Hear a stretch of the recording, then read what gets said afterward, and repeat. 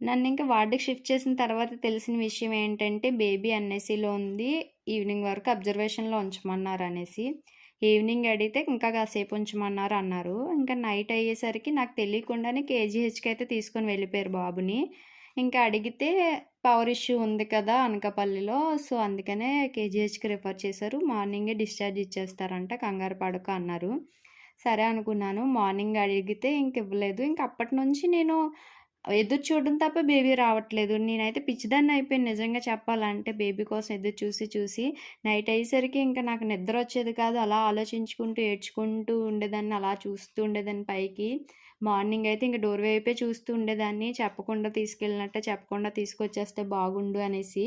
అలా తీసుకురావడానికి నాకు 8 డేస్ పట్టింది.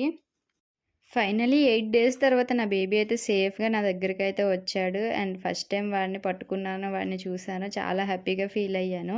ఇలాంటిది చాలామంది అమ్మాయిలైతే ఫేస్ చేశారు డెలివరీ టైంలో. నేను నా వీడియో స్టార్ట్ చేశాకే తెలిసింది వాళ్ళ స్టోరీసు. మీకు కూడా ఎవరికైనా ఇలా జరిగితే నాతో కామెంట్ సెక్షన్‌లో షేర్ చేసుకోండి.